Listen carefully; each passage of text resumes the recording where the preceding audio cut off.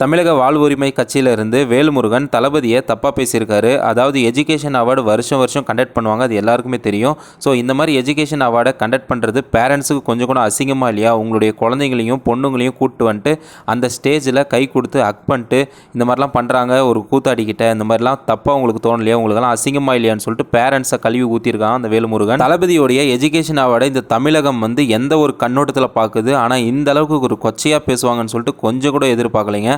மற்ற கட்சியில் இருக்கிறவங்க யாருமே இந்த அளவுக்கு இறங்கி கேவலமாக ஒரு ஸ்டேஜில் பர்ஃபார்ம் பண்ணது கிடையாது. பட் ஆனால் இன்னைக்கு வேல்முருகன் இந்த மாதிரி கேவலமாக பேசியிருக்கிறது ஒரு கான்ட்ரவர்சியை கிரியேட் பண்ணியிருக்கு. அப்போ வேல்முருகனுடைய அந்த கேரக்டரும் அந்த பிஹேவியரும் அந்த சிந்தனையும் எந்த அளவுக்கு இழிவாக இருக்குது அப்படின்றது இந்த ஒரு ஸ்பீச்லேயே தெரியுது. தளபதியை ஒவ்வொரு பொண்ணும் அந்த சின்ன குழந்தைங்களும் எந்த அளவுக்கு பாசமாக டச் பண்ணுறாங்க, அந்த ஒரு மீனிங் என்னன்னு புரிஞ்சிக்காத ஜென்மமாக வேல்முருகன் இருக்கிறது ரொம்பவே கேவலமாக இருக்குங்க. அதெல்லாம் பேசினா அசிங்கமாக இருக்குது. அதாவது நம்ம கட்சியெல்லாம் இருக்கானே நம்ம தமிழ்நாட்டில் தெரில, இவங்கெல்லாம் தளபதியை பற்றி பேச வந்துட்டாங்க.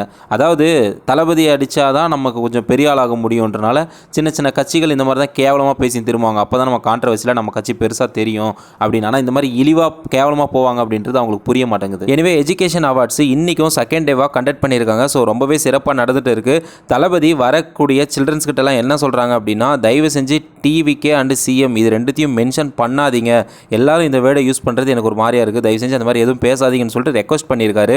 ஏன்னா ஒவ்வொரு ஸ்டேஜ்லையும் பார்த்திங்க அப்படின்னா மைக் வேணும்னு குழந்தைங்க வாங்கிட்டு ஸோ ஜென்ரலாக பேசாமல் அரசியலை பற்றியும் ஊழலை பற்றியும் பேசுகிறது தளபதிக்கு பிடிக்கல. ஸோ இந்த மாதிரி எதுவும் பேசாதீங்க, நம்ம படிப்பை பற்றி பேச வந்திருக்கோம் அப்படின்ற ஒரு மோட்டிவில் அதை பற்றி எதுவுமே பேசக்கூடாது அப்படின்னு சொல்லிட்டு சொல்லி அனுப்புகிறாரு. ஸோ இதுதாங்க தளபதி. இதெல்லாம் கொஞ்சம் கூட தெரிஞ்சிக்காமல் தமிழக வாழ்வுரிமை கட்சியுடைய வேல்முருகன் கேவலமாக பேசியிருக்கிறது இப்போ சோஷியல் மீடியாவில் ஒரு ட்ரெண்டாக போயிட்டு இருக்குது. ஸோ ஏன் இந்த அளவுக்கு கேவலமாக பேசினார் அப்படின்றது புரியல அப்படின்ட்டு.